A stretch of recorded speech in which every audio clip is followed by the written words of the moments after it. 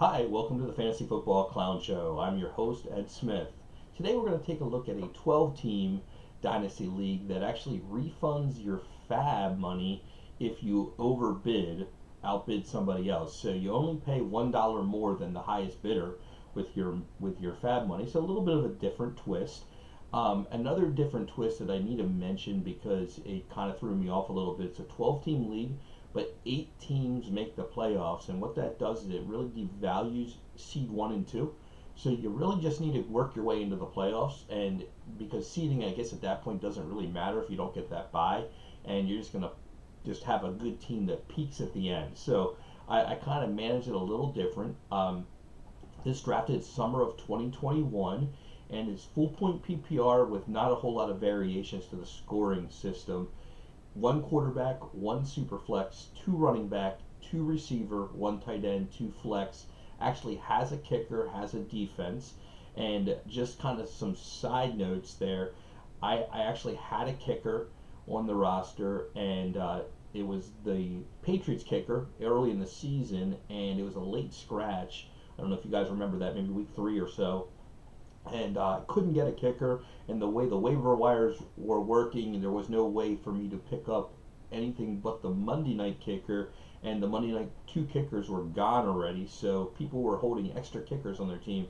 So there is that little dynamic that you can, and I lost by 3 points that week, or a little bit less than 3 points, so it was the difference of winning and losing. However, my team wasn't really built to win, so the fact that they kind of knocked me out of the playoffs and into the 11th spot wasn't earth shattering, because it was more about building a team, and I think I would have been the a better loser in the end ultimately if I watched how things really came out. But I may manage things a little bit different if I have a late kicker this year, and that defense, and you're responsible to start one each week, so there isn't too much gamesmanship that you can go part of the week without a kicker, but it only has 2 waiver runs or FAAB runs for the course of the week.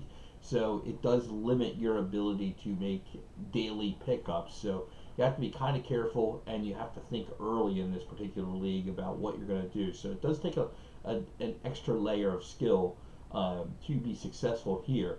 Now, looking at because it is a 12-team league, and it's got the quarterback and the super flex, and it's got only 2 receivers, even though there's flex, there's no bonus items for receivers.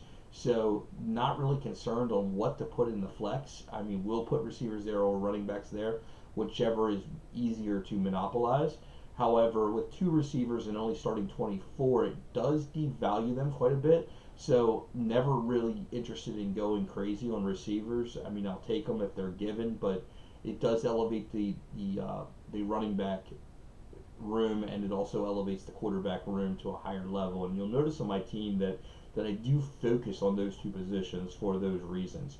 So as we look at the quarterback room and just kind of who we have, Joe Burrow, Lamar Jackson, Deshaun Watson, Daniel Jones, Trevor Lawrence, Trey Lance, and then Mariota, Fitzpatrick, Minshew, and Tyrod, and Andy Dalton. And so a lot of those guys at the end are players that may or may not get starting gigs, might be top level backups, and we'll make a decision as we go with roster room needed what we do with them based on how the summer rolls out. But to know that we have at least 6 bona fide starters here, there's if each team had 6, we'd have an awful lot. That would be 72 starters, and there's only 32 teams. So there's going to be teams that do not have starting. There's only 26 to go around the other 11 teams. So there's going to be teams, and then when there's bye weeks, there's going to be even fewer. It's going to get a little bit dicey with who things are. And then with our rookie picks this year, we can keep monopolizing on the running back and quarterback position. It'll create the haves and the have-nots to a higher level degree. And remember, we really only have to be not in the bottom 4 to be successful in this league, and then just start to win. And so, what we want to do is make sure there's 4 teams worse, and then try to win with the players that we have based on the matchups that there are and the injuries that maybe have happened by the monopolization of what we have. So looking at the running back room, we have Saquon Barkley and James Conner. Even though they're old, they are performing at a high level when healthy, and so we feel good about what they are. Um, Foreman was a player that was a nice, player to come in for Derrick Henry, so we liked him last year. The same with Wilson, same kind of idea there. And then Gus Edwards, have him returning this year as well. So, we're really looking for two spots. Would love to have four out of these guys, but we got a lot of dart throws to see if they become something with Moss and Keyshawn Vaughn and DJ Dallas and Dion Jackson and Trey Sermon and Jarrett Patterson and Nwangu from Minnesota. There's some players there that may or may not be anything, and they might be cuts if they become third guys on depth charts. But for instance, a lot of people are sleeping on Dion Jackson because they don't really think about him. But if you watch the Colts play last year, he had juice, and if anything were to happen to Jonathan Taylor, he'd probably be the guy. If it was like late in the summer, and so he is the backup. He is the handcuff, and that may have value just because somebody has Jonathan Taylor and wants to handcuff him. Once that materializes, so holding him on the roster at this point for future draft capital makes a lot of sense, and he's the handcuff. And not that we're predicting a Jonathan Taylor injury, but at some point running backs get hurt, and so if the more handcuffs you have, the better off you are in the world that is. So that's kind of why we're holding those guys there, and those are the purposes of having them, and just waiting for the right moment for them to be either key contributors to our team or trade bait, to go somewhere else, especially if we're not in the top four, or if we're not in the bottom four, if we're part of that bottom four as far as that goes. Looking at the receiver room, very light. We'll probably address a lot of this through the draft. If this team is in a position to start winning, just kind of holding the roster real light with no kicker or no defense on the team right now, just because we don't feel like they're very important through the off season, and we'll just pick up whatever's there. It doesn't really make that much difference because we don't really know who is going to be good at this point. We don't feel like that's a handicapping situation that we're willing to do. So we'll just kind of take what's left and try to keep working our way through that and improving that as we go. But we have Jacoby Myers, Jalen Reagor, and Van Jefferson as the three receivers for two spots. And while they're all not very good. Not a whole lot of focus there. Just kind of waiting for the right rookie though. If the right rookies fall to us in the draft, we'll probably take them and begin to build. And if the right running backs, become, maybe we'll trade them for some receiver pieces, and maybe the quarterbacks. If we have somebody that pays a premium for a quarterback, this year, then again we'll look to move on from those and have a receiver come back the other way as well to kind of build that as we go. But we'll really just kind of hold those quarterbacks until we're able to influence the winner and the loser, the winners and the losers in the draft room. And with 8 people going to the playoffs, it's a little bit longer run on the influence, but we will be able to control a little bit about the team with the quarterbacks will be able to win, and the teams without the quarterbacks, and they might have a stud team the rest of the way, but they won't be able to win without that quarterback position that we control. So, really looking to control that quarterback room at a high level. Looking at the tight end, we only have one, and it's Irv Smith, and he's just returning from injury. So again, you can tell that there's not a whole lot of emphasis on the tight end room, and we're just going to go with that until it doesn't make sense to. No premium there, so we just feel like we can just pull a tight end and put them in there, and if they're top 12, that's good, and if they're not, then we'll figure out a different way to proceed forward. And there usually is a top 12 guy that comes out of nowhere each year, so not real concerned about it, honestly, and wouldn't trade anything to, really wouldn't give up much to get a tight end back, just put very low value on them in this kind of a format. Looking at the future draft picks, so 2 firsts, 2 thirds in 2023. So a couple first round picks there. And really with this team, the third year in existence is 2023. So that's when we'll really look to win with the team. But this year, sitting with the number 2 spot and the number 7 spot. And, predominantly, maybe both are quarterbacks. Maybe just one's a quarterback.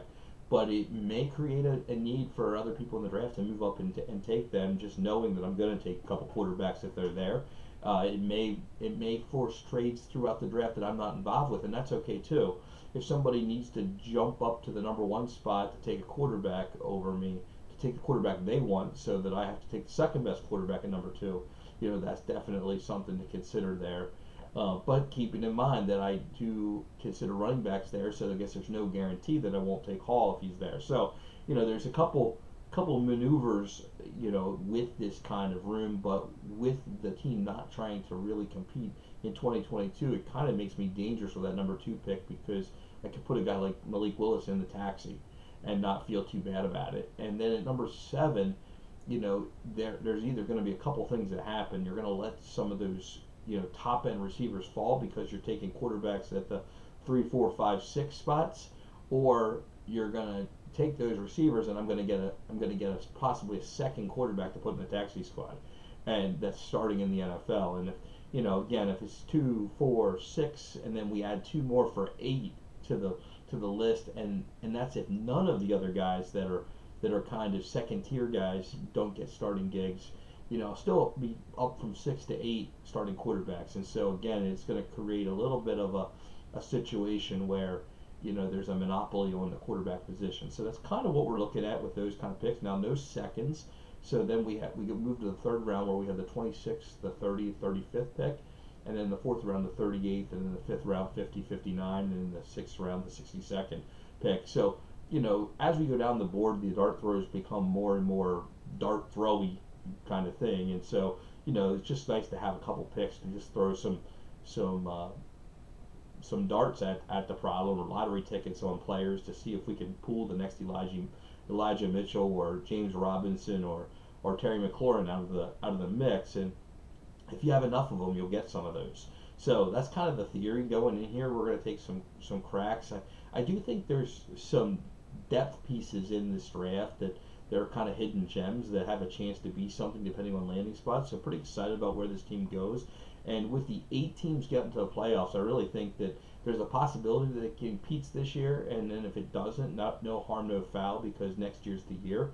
And so we'll really look to, maybe move on from some quarterbacks, in this league, if the value's there. But not feeling any urgency, because right now it's a nice control situation to be able to control where the draft picks are. And let's face it, even if the team doesn't do well this year and we get with 2 first round picks next year, getting 2 early picks again next year, this will make this team, really tough to beat down the line as well. So want to thank everybody for joining me for the Fantasy Football Clown Show today, looking at this 12-team league, and encourage you to hit that like button, also hit the notification bell, and subscribe to the channel. And then tell me in the comments what you think of this team, what you think of this roster build, what you think of me just hitting the quarterback room hard in the startup draft. I was looking in the top 8 rounds. I only took Saquon Barkley 2-1 besides quarterbacks. So I took Lamar Jackson, Trevor Lawrence, Joe Burrow, Trey Lance, Deshaun Watson, Daniel Jones, and Mac Jones. And Mac Jones I did trade for. That's how I got those first round picks. And then Deebo Samuel was my first receiver taken, here, and I did trade him away too. But I guess what's important for some more first round draft capital, and I guess what's important to kind of realize with this is all those quarterbacks I'm still feeling pretty good about. I drafted them in the summer of 2021, and those quarterbacks I took, I still feel good about every single one of them. And then when you do that, though, you do get guys like Zach Moss, James Conner, Gus Edwards, as the running backs in the room. So, looking to rebuild from the receivers that I had, Mike Williams, Deebo Samuel. When it was apparent I couldn't win, we got rid of them for some draft capital and some other pieces that we could really build with in the future. So that's what we have here on this team, and looking to really have draft capital going forward to really build a juggernaut, if you will, in the future. So let me know your thoughts as we go, and thank you for joining me, and look forward to coming back tomorrow with another team breakdown.